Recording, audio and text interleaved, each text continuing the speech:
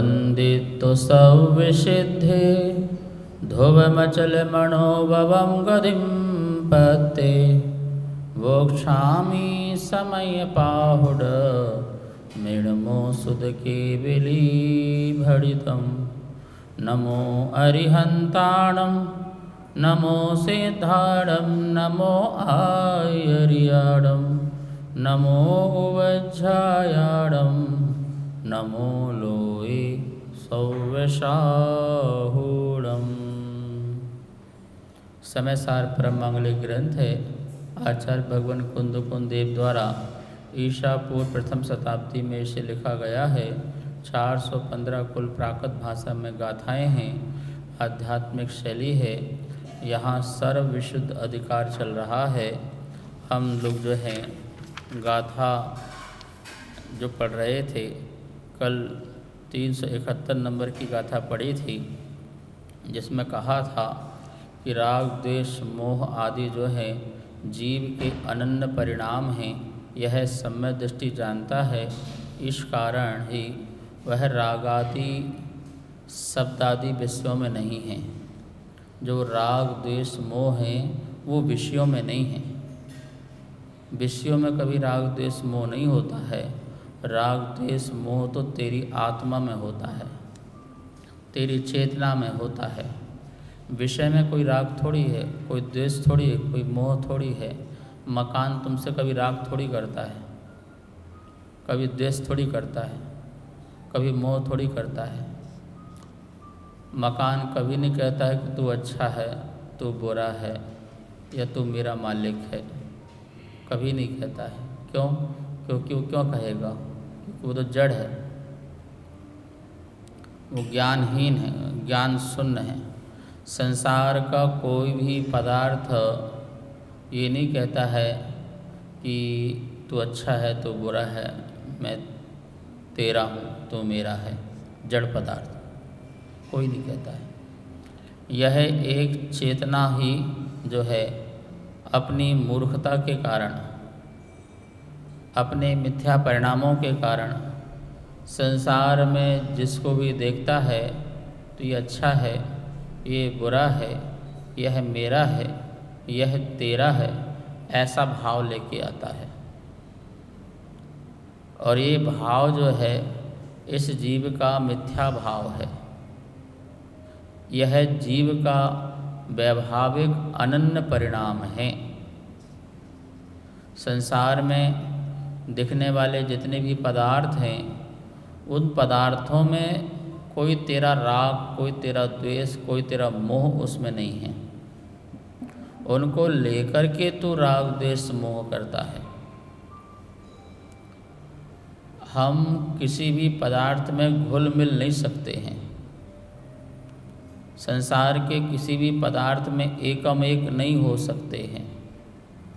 हम अपने ही परिणामों से अनन्य होते हैं। हम किसी में खोते नहीं हैं, अपने में ही खोते हैं, या तो राग में या विराग में।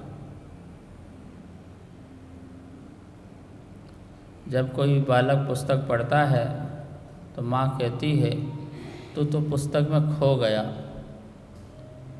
तेरा तो कुछ ध्यान ही नहीं है, पुस्तक में इतना खो गया। तो माँ, मैं पुस्तक में नहीं खोया, पुस्तक को लेके मैं अपने में खोया। पुस्तक तो पुस्तक के स्थान पर ही है। उसमें लिखे जो एक एक शब्द हैं, उसके चिंतन में, उसके मंथन में, उसके मनन में, उसको समझने में मैं इतना खो गया कि मुझे ही नहीं पता कि मैं कहाँ हूँ। तो पुस्तक में कहाँ खोया? दर्पण में जब अपने को देखते हो तो दर्पण में खोते हो कि अपने में खोते हो? कोई दर्पण में थोड़ी खोता है, डूब जाता है दर्पण को में अपने को देख करके, अपने में खोते हैं। कोई संसार में कोई किसी पदार्थ में खोता नहीं है। भगवान को देखते हैं तो भगवान में थोड़ी खो जाते हैं। भगवान की मूरत को लेकर के, उनकी सूरत को लेकर के, उनकी वीतरागता को लेकर के, उनकी शांत छवि को लेकर के हम अपने में खो जाते हैं, अपने शुभ परिणामों में खो जाते हैं। तो आदमी 3 तरह से अपने में खोता है। शुभ आयतनों के निमित्त से शुभ रूप में खो जाता है, अशुभ आयतनों के निमित्त से अशुभ में खो जाता है, और शुभ अशुभ आयतन के ना निमित्त से मात्र अपनी आत्मा के निमित्त से अपनी आत्मा में खो जाता है, जिसे शुभ योग, अशुभ योग और शुद्ध उपयोग कहते हैं। जब वह शुभ आयतनों को लेकर के खोता है तो उसको शुभ योग कहते हैं। उसका मनोयोग, उसका वचन योग, उसका काय योग शुभ होता है, मंगल होता है, पुण्यरूप होता है, कल्याणप्रद होता है। और वही जब मंदिर मूर्ति से हट कर के मकान मॉल में जाता है और उसमें खोता है तो उसका जो मनोयोग होता है वो अशुभ होता है, उसका वचन योग भी अशुभ होता है और काय योग भी अशुभ होता है। वहाँ जो कुछ भी मकान को लेकर के, मार्केट को लेकर के, मॉल को लेकर के, मोबाइल को लेकर के, माल को लेकर के जो कुछ भी सोचा जा रहा है वो सब की सब अशुभ है। और वहाँ जो कुछ भी बोला जा रहा है वो भी अशुभ है, और वहाँ जो कुछ भी किया जा रहा है वो सब अशुभ है। मतलब आपकी भाषा में, बच्चों की भाषा में कहें, पाप कर रहे हो। और जब हम मंदिर और मूर्ति, प्रतिमा, गुरु, शास्त्र, आगम, इन सब को लेकर के अपने मन को लगाते हैं, वचन से स्तुति करते हैं, प्रशंसा करते हैं, काया से नमन नमोस्तु करते हैं, तो उस समय आपका, हमारा मन योग, वचन योग, काय योग शुभ होता है। लेकिन उपयोग जो शुद्ध है वो तेरे चैतन्य परिणाम हैं। उन उपयोग की शुद्धि जो है, जहाँ न शुभ न अशुभ योग होगा वहाँ पर शुद्ध उपयोग होगा।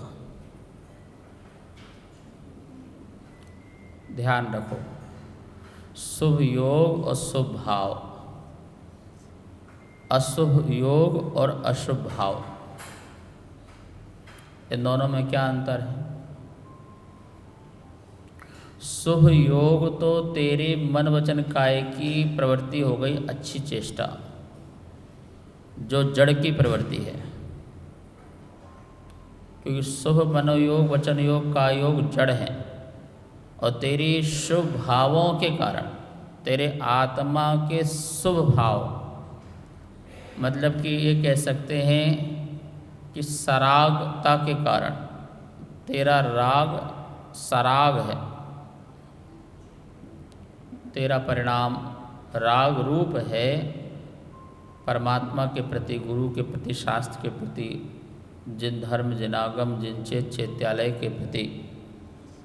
तो शुभ भाव से तेरी मन वचन काया भी शुभ योग रूप हो गई। अशुभ भावों के कारण तेरा मन वचन काय भी अशुभ हो गया। शुभ उपयोग, अशुभ उपयोग। शुभ उपयोग हुआ तो तेरा मन वचन काय शुभ योग हो गया। अशुभ उपयोग हुआ तो तेरा मन वचन काय अशुभ योग हो गया। और जहाँ तेरा शुभ उपयोग और अशुभ उपयोग नहीं हुआ, मात्र समता में आ गया, सामायिक में आ गया, साम्य परिणाम में आ गया, तो उस समय तेरा शुद्ध उपयोग हो गया, शुद्ध उपयोग। यद्यपि उस शुद्ध उपयोग के समय भी तुम्हारा शुभ योग जो काया है, मनोयोग है, वो शुभ योग रूप होता है। हम सामायिक में बैठे तो हमारा शरीर गलत थोड़ी कर रहा, और सामायिक के समय हम शुद्धोपयोग की दशा में हैं तब भी शरीर ऐसा बैठा हुआ है। मन शुद्ध ज्ञान का अवलंबन लेकर के आत्मचिंतन कर रहा है। 8वें 9वें 10वें गुण स्थान में शुद्धोपयोग की दशा है तो उस समय भी योग का उपयोग किया जा रहा है। काय योग है, कहीं मनोयोग है, कहीं वचन योग है। ठीक है ना। तो योग तो शुभ हो गया, लेकिन उस शुभ योग दशा में शुद्धोपयोग तो हो सकता है, लेकिन शुभ उपयोग में शुद्धोपयोग नहीं होगा। शुभ उपयोग होगा तो शुद्धोपयोग कैसे होगा? जिस समय हमारा शुद्ध उपयोग है उस समय शुभ उपयोग नहीं होगा। यद्यपि 8वें 9वें 10वें गुण स्थान में शुभ उपयोग और शुद्धोपयोग दोनों होते हैं, लेकिन अधिकांश परिणाम जो है शुद्धोपयोग की ओर झुके होते हैं, तो शुभ उपयोग का विकल्प नहीं आता। 6वें 7वें गुण स्थान में शुभ उपयोग के लिए अधिक परिणाम झुके होते हैं, तो शुद्धोपयोग हमारे उपयोग में नहीं आता। लेकिन 12वें गुण स्थान में पूर्ण शुद्ध उपयोग होता है, वहाँ शुभ उपयोग के भी परिणाम नहीं होते, क्योंकि अब राग का वहाँ कोई अंश नहीं है। पूर्णतः राग कर्म का भी क्षय हो गया, राग भाव का भी क्षय हो गया। कुल मिला के यहाँ बात ये समझना है कि विषयों में राग द्वेष मोह नहीं है, ये बात समझ ले पहले तो। कहने का मतलब है कोई भी संसार में पदार्थ इष्ट और अनिष्ट नहीं है।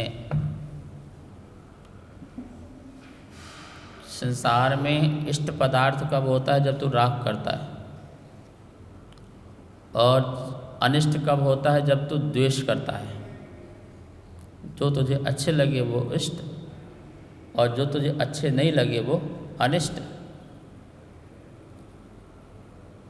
तो ये बताओ कि पदार्थ इष्ट है या अनिष्ट है, या तेरी कल्पना इष्ट और अनिष्ट है? तेरी जो कल्पना है, राग द्वेष की जो बुद्धि है, रति अरति की जो बुद्धि है, प्रेम और घृणा की जो बुद्धि है, परिणाम है, वो तेरा इष्ट और अनिष्ट है। वस्तु इष्ट और अनिष्ट नहीं हो सकती है। वस्तु तो वस्तु है। पदार्थ को पदार्थ माने तो परमात्मा प्रकट हो जाए, और पदार्थ में ये मेरा है, तेरा है, अच्छा बुरा माने तो फिर परेशानियां पैदा हो जाए। अब परमार्थ पैदा करना है, परमानंद पैदा करना है, या परम परेशानी पैदा करना है? भगवान महावीर स्वामी कहते हैं पदार्थ को पदार्थ मानो बस। ये जड़ है, ये चेतन है, पदार्थ को पदार्थ मानो तो कोई दिक्कत ही वाली नहीं है। काय का राग, काय का देश। जड़ की बहुत सारी पर्याय होती हैं, तो जड़ की जो बहुत सारी पर्याय होती है उस पर्याय में हमारी राग द्वेष बुद्धि होती है। जैसे मान लो जड़ में मान लो मिट्टी, पृथ्वी। अब पृथ्वी की कितनी सारी पर्याय हैं। अब सोना भी पृथ्वी है, चांदी भी पृथ्वी है, चूना भी पृथ्वी है, मुल्तानी मिट्टी भी पृथ्वी है, काली मिट्टी पृथ्वी है। कितने प्रकार की पृथ्वी है? बहुत प्रकार की पृथ्वी है। अब इस सब पृथ्वी के रूपांतर रूप है। लेकिन सोना आता है तुझे प्रेम होता है, सोने को देख करके तू राग करता है, सोने से मोह भाव रखता है। और उसी मिट्टी की पर्याय जो मल है, वो मिट्टी की पर्याय जो गंदगी है, गंदी मिट्टी है, उसको देख करके तू द्वेष करता है, क्योंकि तूने पर्याय में अपने को रखा। तूने दोनों जड़ हैं ऐसा नहीं रखा।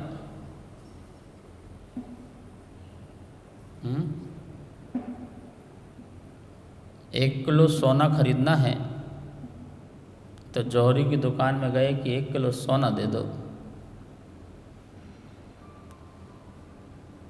तो उसने बोला भाई सोना तो 1 किलो जो है बिस्कुट तो नहीं है, सिल्ली तो नहीं है,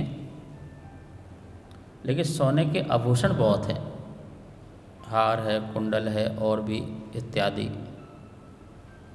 मैं इसे तौल देता हूँ और 1 किलो सोना आपको दे देता हूँ।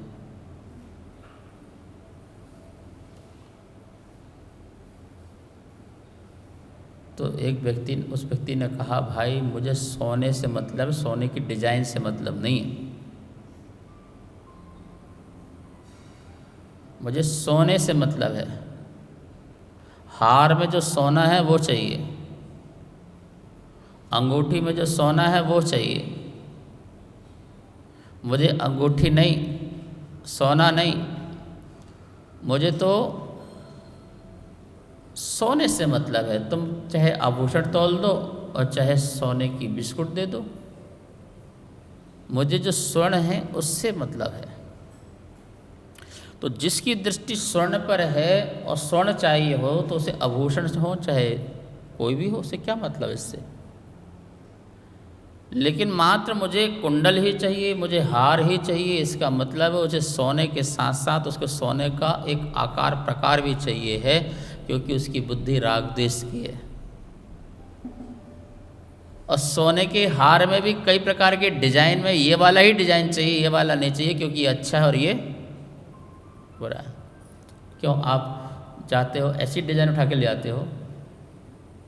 तुमको यदि असली सोने से प्रेम हो तो भाई मशीन लगा, सोना 16-24 टन का है, नाप और दे मुझे, काम खत्म, दैट्स ऑल। लेकिन तुमको डिजाइन पसंद है तो इसका मतलब है डिजाइन पसंद है तो राग द्वेष है, क्योंकि तुम उस सोने की जो पर्याय है उस पर्याय में मस्त होना चाहते हो। कितनी सुंदर डिजाइन है, कितना सुंदर आकार है, इसमें ये बना हुआ, इसमें वो बना, मुझे ये पसंद, ये अलग करो, बेकार, ये बढ़िया। यद्यपि ये भी जड़ है और ये भी जड़ है, और जो सोने की सिल्ली है वो भी जड़ है। यदि जड़ मात्र को देखा जाए तो कोई राग नहीं, कोई द्वेष नहीं। और जड़ की कई हालत देखते हो, उस हालत में राग, हम अच्छा बुरा परिणाम लाते हैं तो राग द्वेष होता है।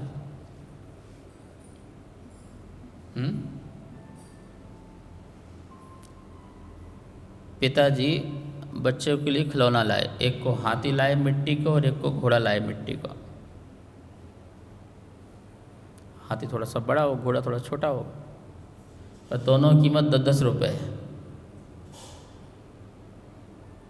हाथी भी 10 रुपये का और घोड़ा भी 10 रुपये का। हाथी टूट जाए तो फर्क नहीं और घोड़ा टूट जाए तो फर्क नहीं, पर बालक में फर्क है। मेरा हाथी टूट गया, पिता को पता है 10 रुपये का नुकसान हुआ। घोड़ा टूट गया, वो भी 10 रुपये का नुकसान हुआ, क्योंकि दोनों कीमत क्या है, एक है। पर ये कीमत किसी को पता ना हो तो दूसरा व्यक्ति को बहुत क्रोध भी आ सकता है, देखो हाथी इतना महंगा, घोड़ा है तो कुछ नहीं, ऐसी है। क्योंकि पिता को 10 रुपये दोनों में दिख रहे हैं, ज्ञानी को दोनों में मिट्टी दिख रहा है, इसलिए कोई राग द्वेष नहीं। ज्ञानी जानता है ये मिट्टी की पर्याय ही हाथी है और मिट्टी की पर्याय घोड़ा है और दोनों ही जड़ है, दोनों चेतन नहीं है। तो जब जिसकी दृष्टि मिट्टी में गई है उसमें वीतरागता आएगी, और जिसकी दृष्टि घोड़े और हाथी में गई है और उसकी कीमत आंकने लगा होगा, उसमें राग द्वेष बुद्धि आएगी। संसार के समस्त पदार्थ जो है वो जड़ है, जिसकी बुद्धि जड़ में जाएगी वो वीतरागी रहेगा। एक प्रवचन में टीटू भैया, जिनेन्द्र जी, प्रवचन में बैराग आ गया, पत्नी से जाके कहता है देखो अब मुझे बैराग आ गया महाराज जी के प्रवचन से, अब मैं सन्यासी बनूंगा, बैरागी बनूंगा, घर छोड़ूंगा। तो पत्नी ने कहा जब बैराग्य हुआ था तो पूछने क्यों आए, बताने क्यों आए, वहीं ले लेते। अब तुम ठहरो, मैं चली। बोले नहीं नहीं, पहले मुझे वैराग हुआ, पहले मैं जाऊंगा फिर तू जाएगी। बोले इसमें क्या कंपटीशन, तुझे आया होता तो वहीं लेता। अब तेरी ऐसी हालत देख के मुझे आ गया, मैं जा रही। बोले नहीं नहीं, फिर भी पहले मुझे आया, जाऊंगा तो पहले चल भाई तू चल, मैं पीछे पीछे चलूँगा। वो आगे फटाफट भाग रहा, वो पीछे पीछे। जब वो आगे जा रहा तो उसे कुछ सोने की मोहरें पड़ी दिखी। उसने पत्नी को देखा पीछे आराम आराम से आ रही है? तो बोले बड़ी मुश्किल से इसको भी बैराग आया है, कहीं ये मोहरें देख करके लोभ में ना आ जाए। तो छोटा सा वो रेत का हटा करके और उसको मोहरों को रखने लगा, छुपाने लगा। इतने से पीछे से क्या कर रहे हो, क्या हो रहा है? बोले कुछ नहीं कुछ नहीं कुछ नहीं। बोले कुछ तो? बोले ये स्वर्ण मोहरें थी, मैं इसको मिट्टी से ढांक रहा हूँ और कहीं तुझे देखने से तुझे लोभ ना आ जाए और तू वापस ना हो जाए। बोले एक मिट्टी को दूसरी मिट्टी से ढांक रहे हो, अभी वैराग तुम्हें नहीं है क्या? बोले एक वो भी मिट्टी का रूप है, स्वर्ण भी चांदी भी मिट्टी की एक शुद्ध पर्याय है। जितने 84 रत्न हैं वो सारे रत्न भी मिट्टी की एक पर्याय है। पाषाण भी पृथ्वी है, जितने रत्न सब पृथ्वी है। तो बोले एक मिट्टी है स्वर्ण और दूसरी मिट्टी को उसे ढांक रहे, तो मिट्टी मिट्टी में अंतर क्या है? अभी भी तुम्हें मिट्टी में एक सोना और एक मिट्टी जिसकी कीमत नहीं है, मतलब एक कीमती मान और एक कीमती नहीं है, तुम्हारी दृष्टि दो पड़ी है, जबकि दोनों जड़ हैं। वीतराग भाव में तो दोनों जड़ हैं, दोनों में संभाव आना चाहिए था। क्या सोना, क्या कंचन, क्या राजा, क्या रंग, गरीब और अमीर, क्या होता है क्या राजा और क्या रंग, दोनों में संभाव आ जाता है। जब ऐसी समदृष्टि आती है तब जाकर के सम्यक दृष्टि बनते हैं, तब जाके वो वीतरागी बनते हैं और तब जाकर के वो शुद्ध उपयोग की दशा में जाते हैं और अपने सभी कर्मों को नष्ट करते हैं, अपने संसार के जन्म मरण को नष्ट करते हैं। जिसको अभी भी राग द्वेष मोह है वो जो है वीतराग परिणामों को प्राप्त नहीं हो पाता है। ठीक है, तो ये दशा ही, इस दशा को वीतराग दशा कहते हैं। और ये वीतराग की दशा सामायिक से प्राप्त होती है। भगवान महावीर स्वामी ने 3 बार सामायिक करने का है श्रावकों को। प्रातः काल उठो, साम भाव से बैठ जाओ, जितना भी आप समय बांध सको उतने समय तक समस्त परिग्रह, समस्त पापों से मैं अपने को मुक्त करता हूँ।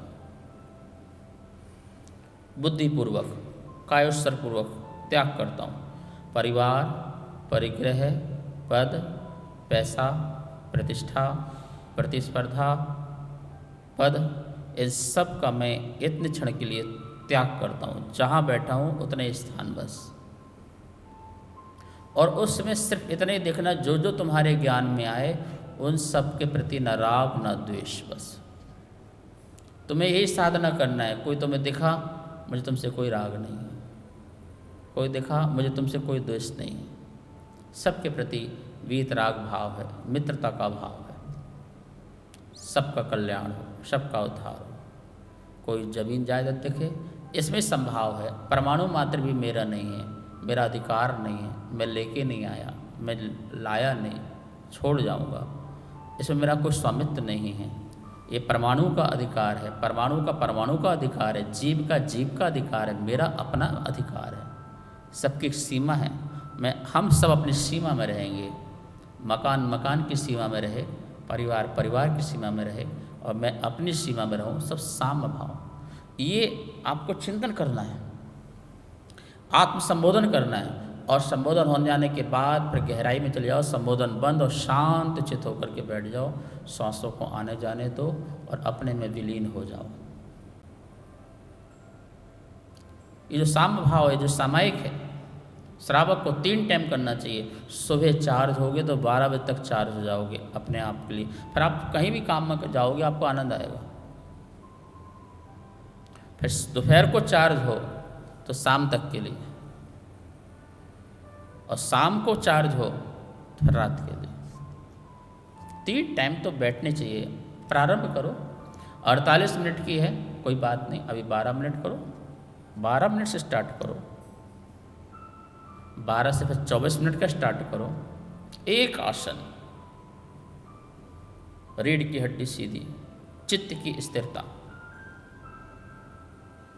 नीचे नहीं बैठ सको कोई बात नहीं, आप चौकी में बैठ जाओ, आप कुर्सी में बैठ जाओ, कोशिश करो आसन लगाने का, अभ्यास करो। 12 मिनट नहीं तो 6 मिनट से स्टार्ट करो।